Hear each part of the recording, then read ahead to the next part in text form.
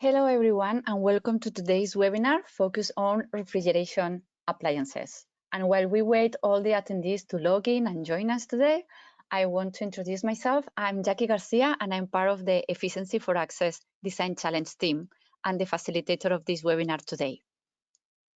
As a reminder, these webinars are designed for the participants of the Efficiency for Access Design Challenge, which is an initiative led by Efficiency for Access with support from Engineers Without Borders UK. This webinar is being recorded and the cameras and microphones are disabled except for those of the main speakers. But you all can use the chat box to make any comments or questions for our speakers at any time during the webinar, and we will discuss them at the end of the presentations. Now, I would like to move to the agenda today. Tushar Devidayal, CEO of Devidayal Solutions, will share his knowledge of the refrigeration sector in India and his experience being an awardee of various awards and prizes. Nnaemeka Ikegwuon, CEO of ColdHubs, will share his expertise developing solar-powered cold storage for developing countries. Then, in the Q&A section at the end of the presentations, it's your time to ask the speaker your questions. So please remember to write your questions and comments in the chat throughout the webinar. And then at the end, you will have the opportunity to give us your opinion in a very short survey on your experience in this webinar.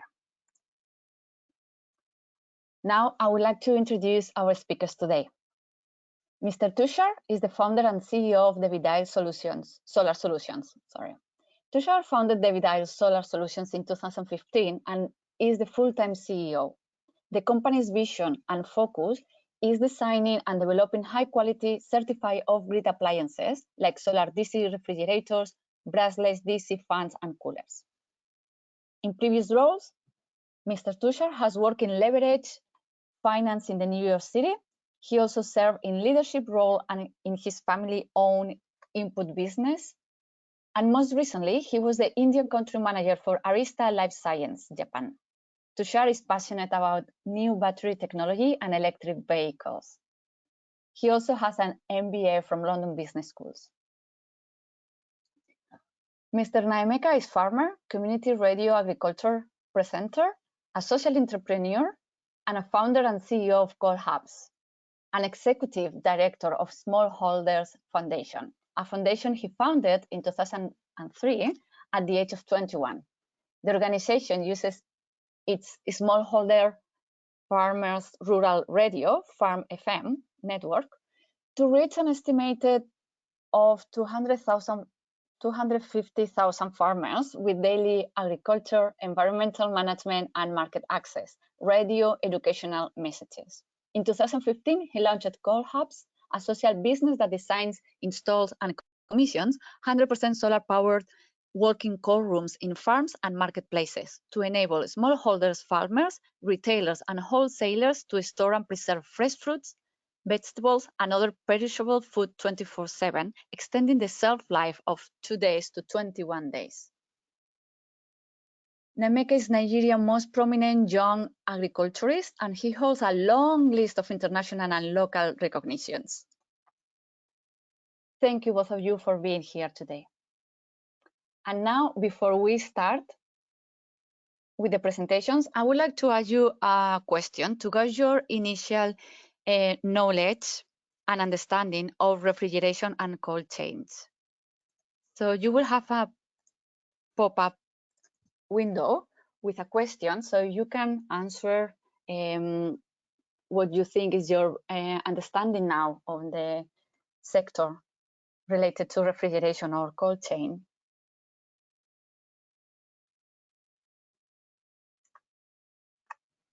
We'll give you a couple of seconds more to answer.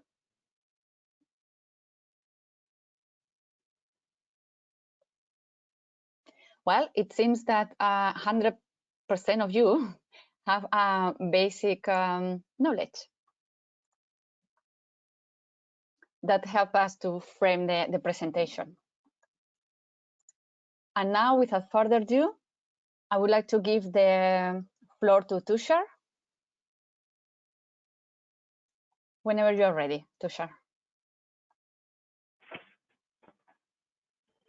That's great. Thank you so much for giving me the opportunity to speak today. I'd like to thank Efficiency for Access, the Coalition, Energy Savings Trust, and obviously IKEA Foundation. This is a great opportunity.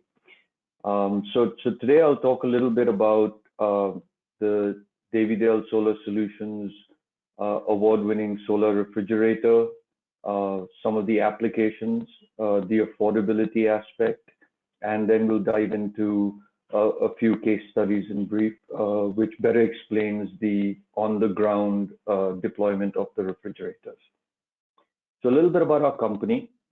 Devidayal Solar Solutions focuses on the design, manufacture, sale, and distribution of productive off-grid solar DC appliances.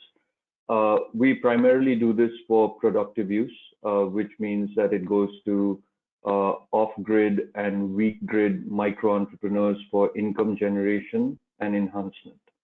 Our flagship product is our solar DC refrigerator.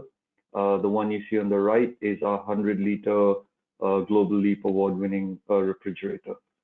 We're based in India, and most of our work this year with Efficiency for Access has been on a farm to fork R&D project. So basically what we're trying to do is solve cold chain related issues with a focus on agriculture, dairy, and fishing. Next slide, please.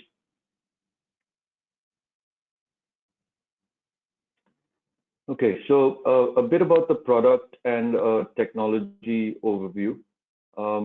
The key features of this solar DC refrigerators is that one is that it has a DC compressor. We've been working to constantly work on the efficiency of our DC compressors. When we work with a more efficient DC compressor, what we're essentially doing is removing the need for an inverter that would be needed in an AC appliance. We're also working with a much smaller solar panel array and battery, and we're making the product quite affordable. Our solar refrigerator is designed for storage of drinks, dairy products, and food. Like I said, it's for light commercial use and for income generation. We've made it to work in off-grid areas, so it has a rugged construction for rural areas, a digital display. We use an environmentally compliant refrigerant, and it works on 2 solar panels and a reserve battery. The solar panel and battery array changes to fit the requirement of the customer. Our refrigerator works from the 1 to 11 degree temperature range, and our freezer works from -18 to 8 degrees, depending again on the customer requirement. We work with a variety of voltages. For the Efficiency for Access R&D project, we've worked with 12 volt, 24 volt, and 48 volt DC. I think some of you were on the call yesterday where you may have heard a company called Signy Energy, and they are 48 volt DC experts. One of the things again that we focused on is testing and certification of our products. Our product is tested by CLASP in the Netherlands, and we've done a number of studies on the IEC 62552, which essentially is the steady state power consumption and the ability of the refrigerator to work in very harsh, hot conditions. We have a PAYGO model coming soon, and we're also gearing up in the vaccine cold chain space to see if when there is a vaccine rollout in the current pandemic, whether the solar refrigerators can find a niche over there. One point I'd like to add on today is that I think that the key to success for a startup in this space is collaboration. So while we focus on refrigeration technology, DC compressors, we collaborate with others such as solar home system manufacturers. So if we found a company, like you saw yesterday, Signy New Energies, Now, Signy Energy is a premier solar home system manufacturer. So what we try and do is collaborate and integrate the two technologies so that we focus on making the best refrigerator, they focus on making the best SHS, and it comes together as a great package for the consumer. It's the same with Paygo. I think collaboration is the need of the hour. A lot of startups try and do it all, and we've quickly realized that that's not the best way forward. Next slide, please. So a quick overview of the certificates, awards, and prizes. So in 2019, we were a finalist in the medium refrigerator category at the Global Leap Awards, and we were very happy to be the winner for the Consumer Affordability Prize. Consumer affordability is what drives our company, and I'll talk a little bit more about it later on the innovation, not just on the technology, but also on the business model front. What you see on the right side there is some of the key parameters of performance parameters that are part of the 2019 Buyer's Guide to Outstanding Off-Grid Refrigerators. And I believe these are available on the Efficiency for Access website. Next slide, please.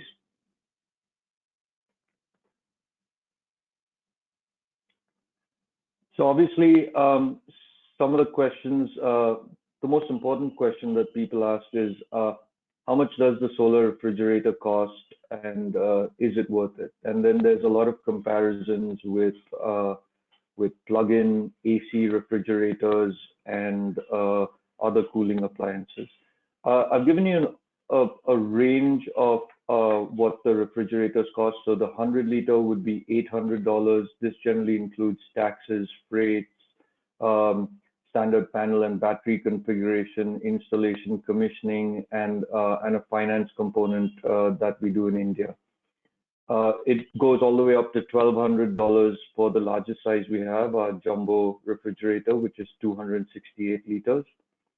The real question is, when we talk about affordability, and especially affordability in the productive use appliance segment, we're talking about payback. And there was a really interesting study by Selco Foundation in March 2019, which said that the payback or the income generating capacity of a refrigerator could be anything between $100 to $150 per month. So essentially, we're talking about anything between a 6 and 11-month payback for some of the models of the refrigerators, going up to 14 months for others, which is very encouraging data for us. Next slide, please.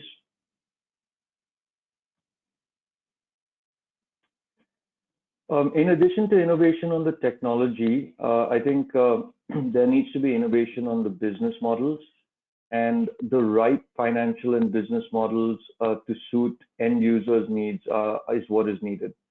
Some of the opportunities we've seen in the market for solar DC refrigeration are for milk and dairy products, retail and supply chain. In India, dairy contributes almost 4% of GDP from some of the sources I've read. Other opportunities include retail solutions for locally sourced products, like those procured from home-based local entrepreneurs. Anything that's rapidly perishable or seasonal or high demand, like local fruit juices, sugarcane juice, this is an ideal solution for them. And we've also started using them for fish, meat, poultry products, storage of flowers outside of places of worship. In India, we have fewer and fewer complete off-grid areas, but we do have weak and bad grid areas. What generally happens is a mismatch of demand and supply for power, and a mismatch of demand and supply for the end product. And what the solar refrigerator does is it smooths that out and gives you 24/7 cooling. Next slide, please. Okay, you can, next slide. So just a quick background on one of the projects we did for Efficiency for Access for the R&D fund. This was in the western state of Rajasthan in India, and we worked with a with the women of the local Gracia tribe, who were harvesting custard apple, which is a local fruit from the forest. This is essentially a non-timber forest product and is a major source of livelihood for the women of these regions. They were not able to sell this at a very good price, primarily because there was spoilage and wastage in the transportation, and we tried to give them a complete end-to-end cold chain, which I'll get into shortly. Next slide, please. Yeah, so what you see on the top right, the photograph is a cold truck. So basically, what we've done is we've put panels on the top of the truck and four jumbo freezers, 268-liter solar freezers. The transportation point between the forest where the tribal women were located and the market, while it was only 80 kilometers away, which is not a very far distance given given the size of India, created a lot of problems. Basically, pulping and scoping of the fruit would happen one day, but there was no place to store it. As part of the R&D project, we provided solar freezers for the pulp to be stored, and then also pulp to be transported to the market. What this essentially does is it gives the tribal women more bargaining power. They're able to store the fruit pulp until they find a good price in the market, and they have bargaining power. We expect that approximately 300 women will get an employment opportunity in the fruit collection and processing unit. And while this is seasonal employment of 3 months, we also believe that the fruit pickers will be able to get a 20 to 30% increase in the price for their fruit. Next slide, please. So this was the launch event when we launched the solar truck, the solar freezer truck, and the cold chain. And we have on the left, you have one of the women entrepreneurs explaining the sitafal, which is the fruit picking. We have the launch event, and then on the left, at the left bottom is what you see is a pulping and scoping machine that takes out the seeds from the fruit, and then it's put into packets, put into the solar freezer, and then cooled to a temperature that is where it can be stored for about 3 to 4 days. Next slide, please.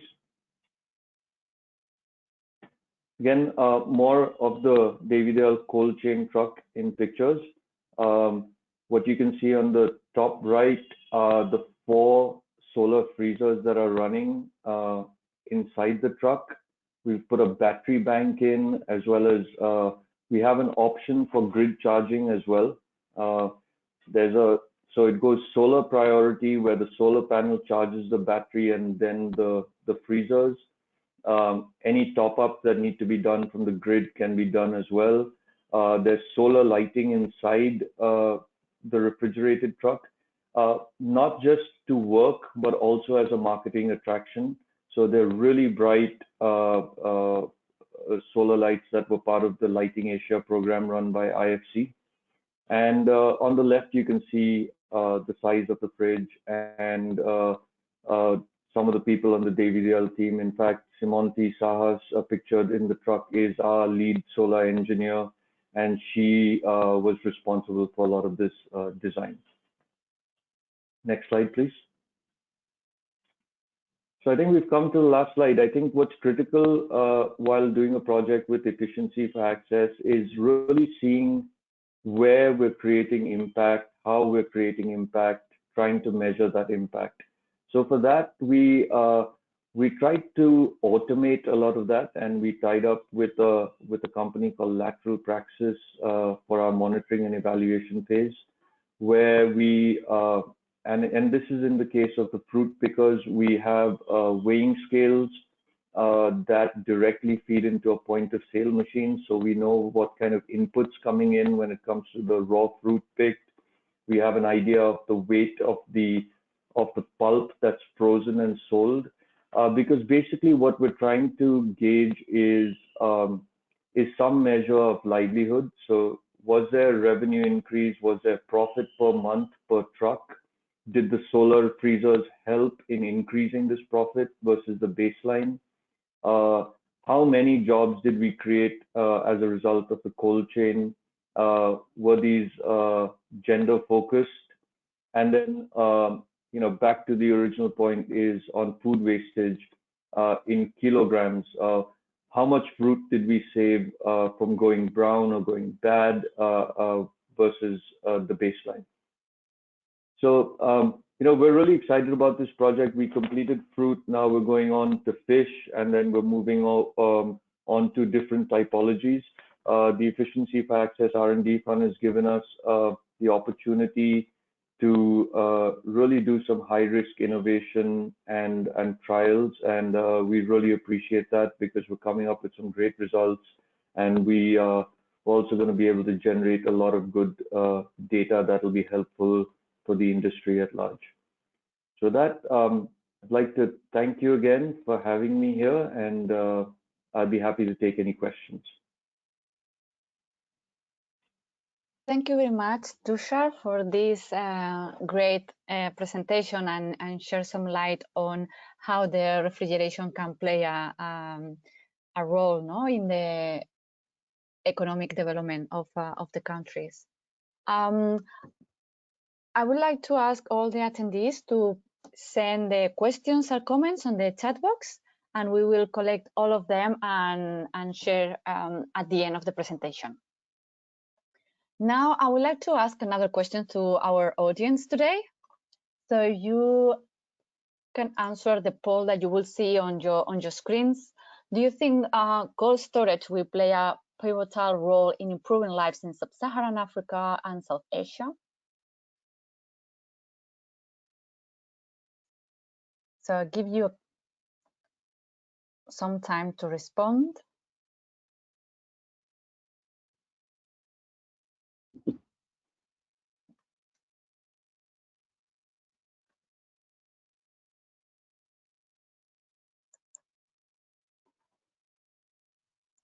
Thank you for your responses. So it's all of you think that at some extent or definitely yes. And now we can move to the second presentation. So Nnaemeka, you can switch on your microphone and camera. The floor is yours. Thank you very much, Jackie, for the very kind introduction. And good morning, good afternoon, good evening to all attendees, wherever you are. My name is Nnaemeka Ikegwuon, and over the next few minutes, I'll be talking about our work at ColdHubs. Next slide, please. So what ColdHubs is doing is actually to deploy solar-powered cold storage for developing countries to reduce post-harvest losses for an estimated 470 million smallholder farmers, retailers and wholesalers of food in Africa, in Latin America, and also in Southeast Asia. Next slide, please.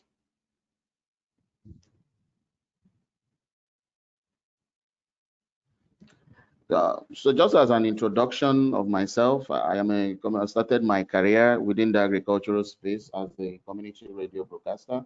I spend about 30% of my time at the studios of the Smallholder Farmers Rural Radio, which is a radio station I founded in 2007 to broadcast daily agricultural messages to farmers in Imo State within the southeast of Nigeria. Next slide.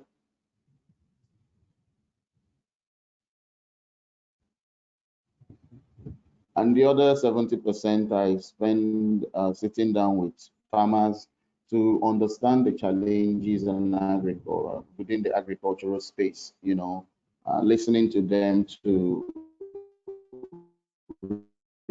really understand the key elements of agriculture and also improve their livelihood.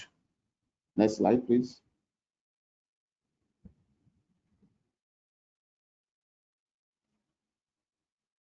And I really was in the course of my work that I discovered a problem that 45% of food spoils in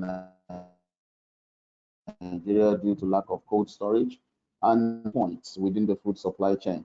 And this problem affects 93 million smallholder farmers, retailers and wholesalers of fresh fruit and vegetables, and they lose an estimated 25% of their annual income to this food spoilage, which is driven by lack of cold storage. Next slide.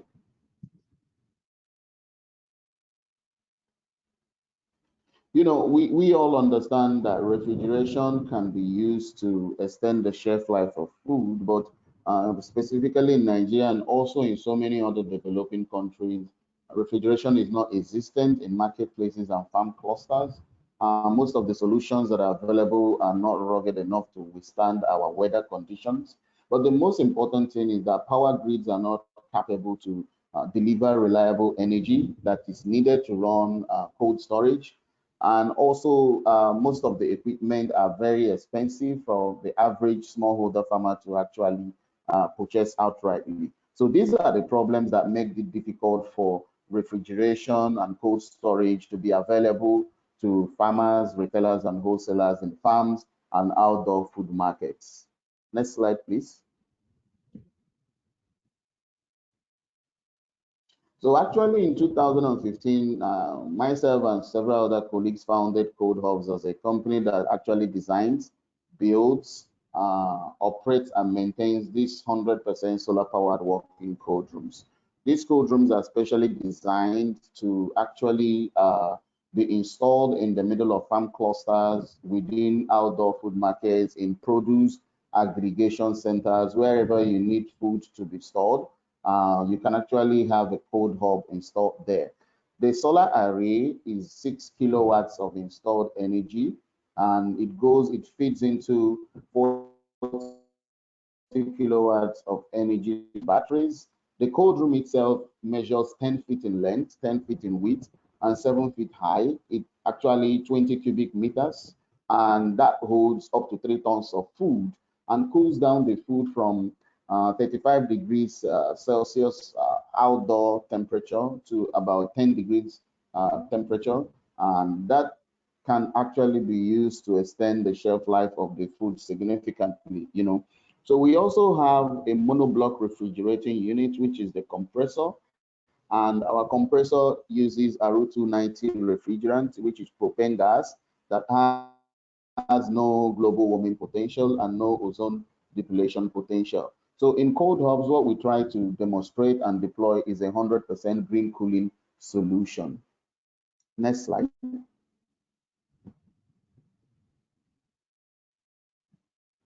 So actually the technical design and assembly is done locally by several of our engineers. We source our parts from different suppliers, including the panels coming from Nigeria, the refrigeration unit, the solar panel, battery, and the inverter from multiple sources.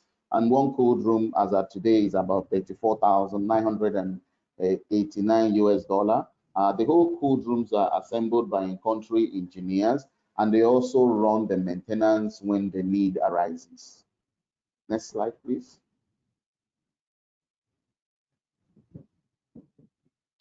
The benefit of having to deploy ColdHub in the middle of a farm cluster is that it can be remotely monitored. Number one, we monitor the solar irradiation daily. You know, the second thing we monitor is the ambient temperature, the temperature around the area of installation. The third thing we monitor is the battery state of charge, how much battery that we have at every point in time. We also monitor number 4, the cold room internal cooling temperature. We monitor number 5, the number of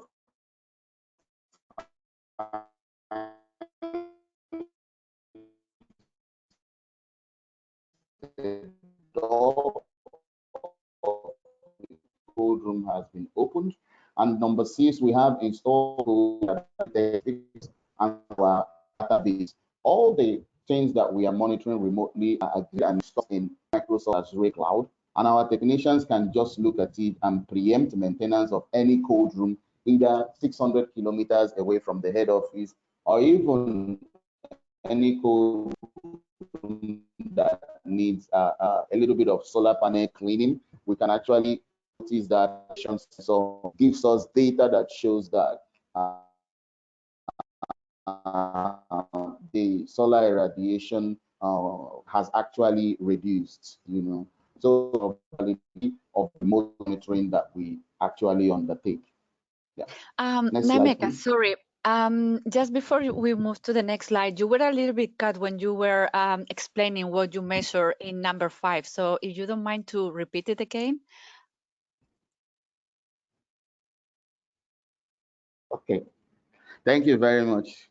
So on number 5, we are monitoring the number of times the door of the cold room has been opened. It has a door opening sensor that tells us that the cold room has been opened 3 to 4 times in a day. And all the data, they are aggregated and they are stored in Microsoft Azure Cloud for the technical and operation team that look at it every day. Next slide.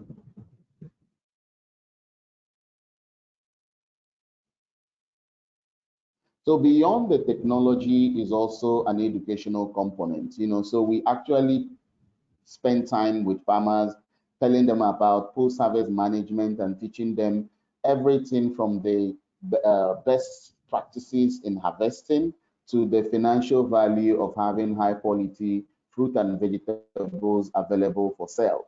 So beyond that technology, we also offer education that creates adoption for cold storage and for use of our services. Next slide, please. But the ultimate goal for ColdHubs is to extend the shelf life of food from 2 days to 21 days, giving farmers, retailers, and wholesalers an opportunity to haggle on prices and sell when they are comfortable with the price they are being offered. Next slide.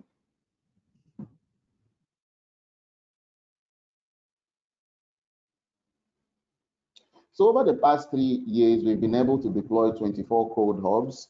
In 2019, we saved 20,400 tons of food from spoilage. That same year, we signed up 3,517 customers, and they increased their income from $60 every month to $120 every month. We also were able to create 28 new jobs for women by hiring and training them to work as our hub operators and market attendants wherever we deploy a ColdHub. Next slide, please.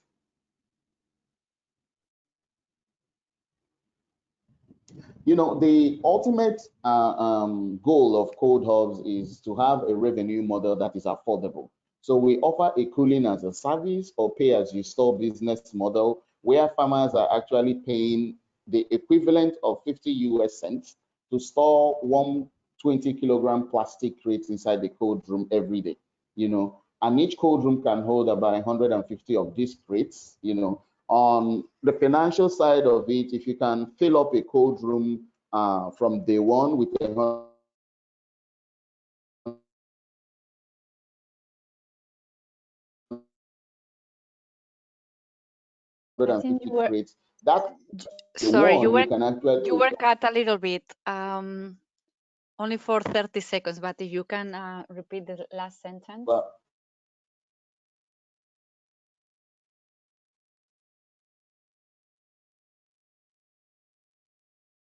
And now we totally lost you, Nnaemeka. You are frozen.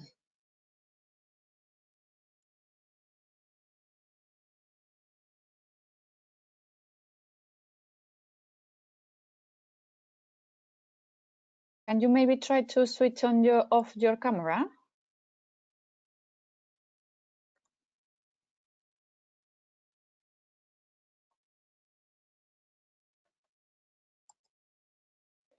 I think Nnaemeka is offline. This is the issues with technology these days. Well, while we wait for him to come back, he has Can you hear me? Yes, you're back. Okay. I'm very sorry. I am living in Nigeria and they hate this technology.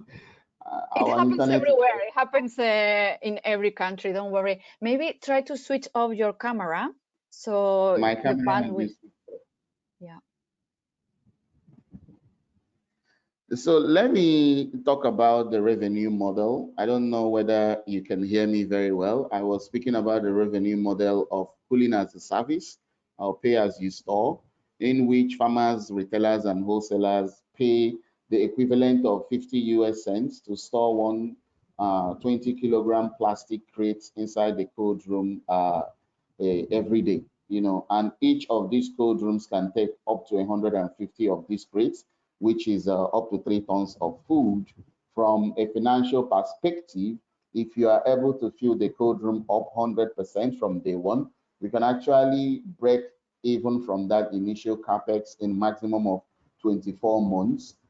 At 100% utilization in a year, the cold room can earn up to 27,000 US dollar.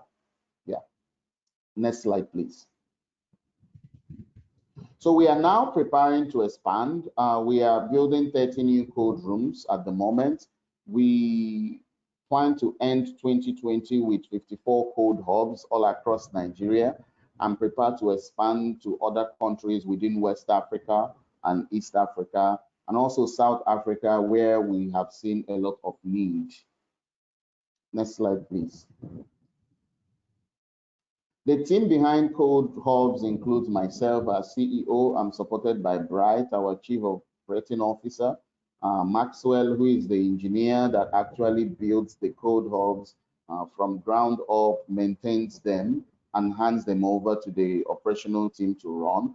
And Teres, who is in charge of our finance, making sure that we are maintaining it according to local and international standards. Next slide, please. And together we've been supported by a whole range of partners, from international development agencies to venture philanthropies to other forms of investors. And these are the investors that have supported us to be deploying 30 new cold rooms, including the 24 that we are presently operating. Next slide, please. Thank you very much for your listening, and my apologies for the IT challenges. Thank you. I am available to answer any question you will have. Thank you very much. Thank you very much for this presentation, also very interesting and with a lot of inspiring facts. I would like to start with the Q&A. So I would like to encourage all the attendees to share any questions or maybe comments, or use the chat box. So the first question is for Tushar. Could you share a bit more on what are the main opportunities of the sector in India?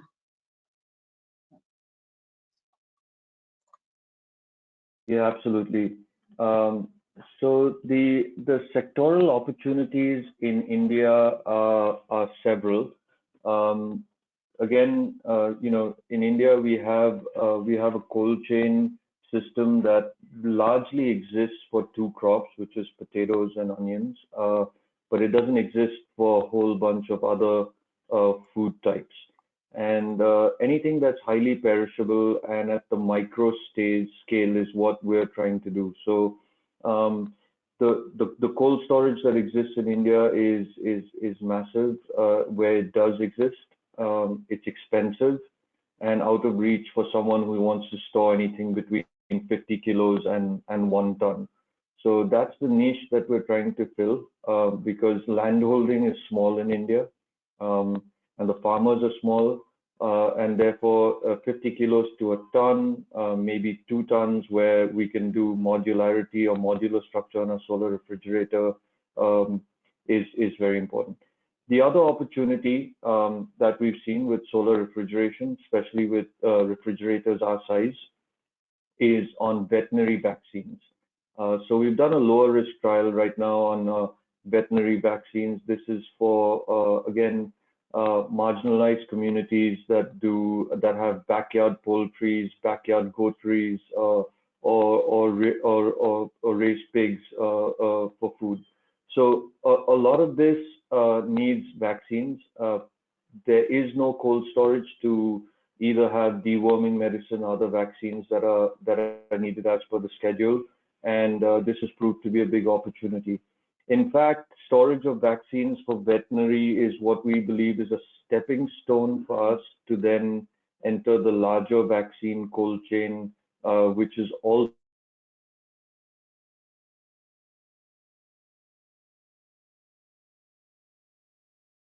We lost your audio, Tushar.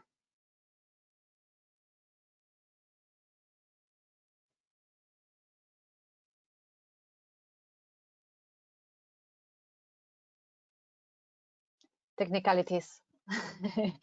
That's so common. We still cannot hear you, so I don't know if you are speaking. So maybe while you try to solve the issue, maybe we can move to the next question. Next question would be about what are the key recommendations to make a commercially viable off-grid refrigerator? So maybe Nnaemeka, because Tushar is still not, we cannot hear him. So Nnaemeka, you want to take this question? Yeah, sure. I think the key recommendations to have a commercially viable off-grid refrigeration is to first of all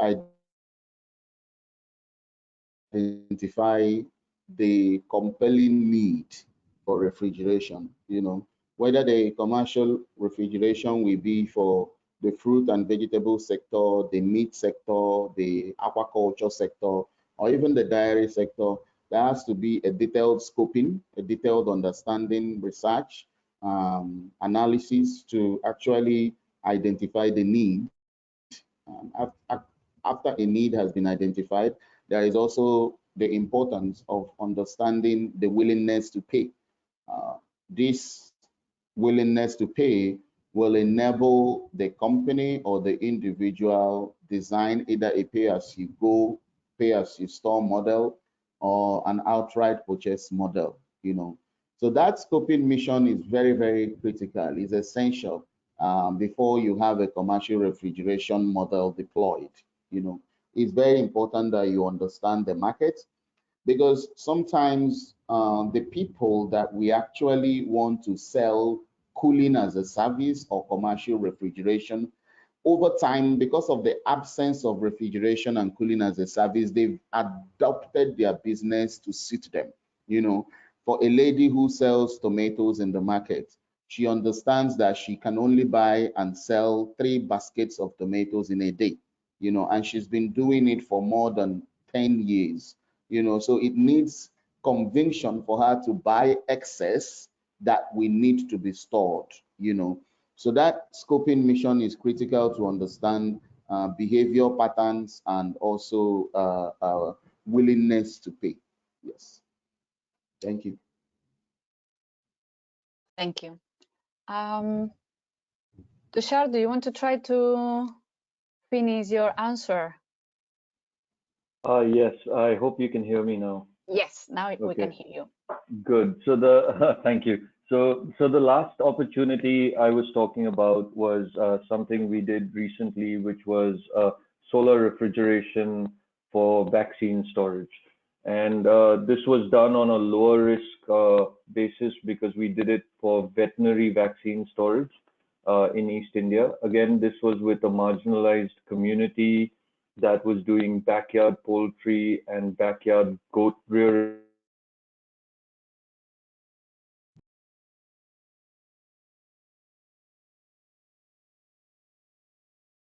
I think we lost you again, Tushar.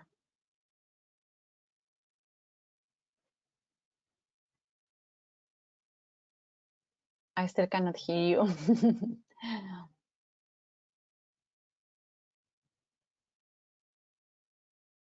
Maybe we can move to another question while Tushar is back with us.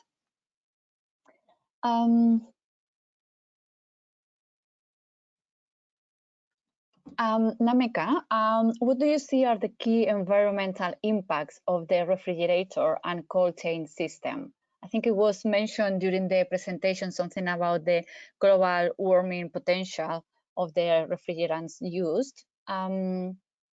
What can you share with us today? Yeah, thank you very much for that question. The main environmental impact of refrigeration are actually the refrigerant gases. There are so many refrigerants that has ozone depletion potential that contributes to depletion of the ozone layer. And there are also refrigerants that has global warming potential. Some of these refrigerants has been phased out or are gradually being phased out by different countries. There is a program called the Kigali Cooling Efficiency Program that supports the gradual phasing out of these hazardous refrigerants. In our case at ColdHubs, we are using refrigerants that has no global warming potential, that has no ozone depletion potential. Our refrigerant is known as the Aru-290. It is a propane gas. It is great clean, and it supports refrigeration without any environmental impact. Related to the refrigerants are also the batteries. Most of the off-grid cooling systems in the world uses batteries. We all understand that batteries, when disposed or not properly disposed, has several environmental impacts. For us, we are using lead acid batteries, which gives us an opportunity to recycle. We never throw away batteries in ColdHubs. We try as much as possible to recycle the batteries and bring them back to life again. So these are the two environmental impact of off-grid refrigeration. Thank you. Thank you, Tushar. Sorry, thank you, Nnaemeka. We have a question from Vincent. He's asking actually two questions. At what temperature are the cold rooms maintained to preserve produce from the farmers? And the second question is, what advice do you have to make the DC refrigeration appliances as efficient and cost affordable as possible during the design process? So if I can answer the first question, which is directly related to the work we are doing, most of the food, when harvested by the farmers, it actually takes the ambient temperature. And the ambient temperature, depending on the season in Nigeria, ranges from 27 degrees Celsius to up to 45 degrees Celsius in the dry season. It is really hot. So when the food is coming into the cold room, it adopts that ambient temperature.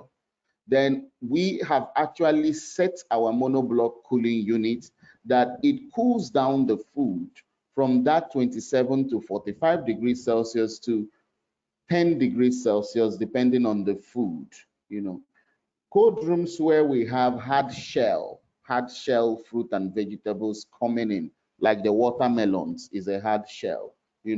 We try as much as possible to cool it down to around 8 degrees Celsius. 8 degrees Celsius, because it takes a lot of cooling and at the same time a lot of energy for the cold to pass through the hard shell. Now, cold rooms where we store majorly the soft shells, like the tomatoes, it can actually stay for a plus 12 degrees Celsius and it stays very, very well. Yes. Thank you. Brenda is asking if it's not too costly to use propane as a source of energy needed for the refrigeration. Thank you very much for the question. It's not really very expensive to use propane as a source of energy, but the main thing is that propane has to be handled in a very safe manner. It is a gas that is highly inflammable. The gas does not want any kind of open flame around it. So it is a little bit expensive to train our technical team and acquire the handling equipment for them to actually properly handle propane. But propane gas is not very expensive compared to other gases. It's within affordability range. It is really affordable. But again, you need to invest a lot of money in handling propane, training the technical team that will handle the propane gas, and also acquiring the right tools that will enable them handle the gas. Yes. Thank you. Thank you for this clarification. Paris is asking if you have different compartments for storage of the produce, and what is the range of produce you store? And the second part of the question is, how do you attract your market? Okay. Thank you very much again for that question. We do not have different compartments for storing produce. All the cold room is an open cooling space. If you are going to store fresh fruit and vegetables, you have an open cooling space to store fresh fruit and vegetables. Most of them, they are very, very well when stored at plus 10 degrees Celsius to up to plus 12 degrees Celsius. And for that purpose, we did not create compartments to store different produce inside the cold room. But again, if you want to store fish, you need to build a completely different cold room. So we have solar powered cold rooms for fish storage. And those solar powered cold rooms for fish storage, they go to minus 10 degrees Celsius up to minus 20 degrees Celsius. And also for the purposes that from a health perspective, you don't store food, meat, and fish together because of contamination, but we don't have different compartments for storing the different produce. All fruit and vegetables stay in a particular compartment, a different cold room for fish and a different cold room for meat. And the second question, sorry, I forgot. Second question is, how do you attract your market? Thank you very much. We really invest a lot in attracting our market. First of all, we undertake a scoping mission to identify the right site to install a cold room. We look at the volume of food that goes to waste in an outdoor food market, a horticultural produce aggregation center, or a farm cluster before we decide to build a cold room there. So before we start identifying our right market, we invest a lot of resources in making sure that if we have that piece of infrastructure in the middle of a farm, that it will be translated to a market for us, So that investment in a detailed scoping helps us to identify a market as the first step. The second step is that we spend time meeting with the farmers union, the retailers union, and the wholesalers union to identify their need. And once we've identified their need, the seasonality of their supply, and the role our infrastructure will play in strengthening the supply chain for them, we now build a cold room in that site. Once that cold room is built in that site, we spend 5 days on a post-harvest management educational training class where we deliver 12 model classes in the local languages using educational comics, teaching these farmers, retailers, and wholesalers the best practices in having high quality food available for sale, the best practices in storing, the need for crating using returnable plastic crate, refrigeration and different storage temperatures, the need and the usefulness of ColdHubs. And we also end that training class with an analysis of what consumers are paying for high quality fresh fruit and vegetables over a long period of time. By the end of that training, we've already started opening the cold room. On the last day of the training, we do a demonstration where we put fresh fruit and vegetables inside the cold room and place some outside. The next day, everybody gathers and they see the quality of the food kept inside the cold room and the quality of the food kept outside. After that day, our customers start storing for free for 1 week, and by the second week, they start paying for the service. Yeah. Thank you very much. We have Tushar back with us. So I don't know if you still remember the question that you were answering, if you want to finish. Yeah, sure. We'll give it one last shot. So the last opportunity I was talking about was in the healthcare space, where solar refrigerators are being used for vaccine storage. And our company has done a vaccine storage installation for veterinary use in the eastern part of India. This was also in an off-grid marginalized community that was using that had backyard poultry and backyard goateries where they were raising goats. These communities generally got vaccines that were compromised because of poor storage and poor transportation conditions. So either the temperature would be too high by the time it reached the consumer, and as a result, there was a high mortality rate amongst the animals. We've installed 2 solar refrigerators to be used in the 3 to 8 degree range. And we believe that this trial with veterinary vaccine could open the door for us when it comes to solar refrigeration for healthcare as a larger segment. Thank you very much, Tushar. I think we are running out of time. I want to say a big thanks to all the speakers and also to all attendees here today. We value all your feedback, and we are very keen to hear from your opinion and assessment of this webinar, as this will help us to improve for future webinars. So we have prepared a very short survey that it will be popping up on your screen right after this webinar. So please, if you can spend less than 1 minute to respond, it will be very helpful. Thank you. At this point, I just want to remind you that a recording of this webinar will be available on the Efficiency for Access Design Challenge website in case you want to revisit some of the examples and interesting information you've listened here today. You also have the slides available with the email addresses and contact information for Nnaemeka and Tushar. This week, we have a series of webinars of different technologies, and next webinar and last webinar will be on Friday, focusing on agriculture and productive use appliances. So hopefully, see you in our next webinar. Thank you very much, everybody, especially Tushar and Nnaemeka. Thank you very much. Bye. Thank you. Thank you very much. Bye for now.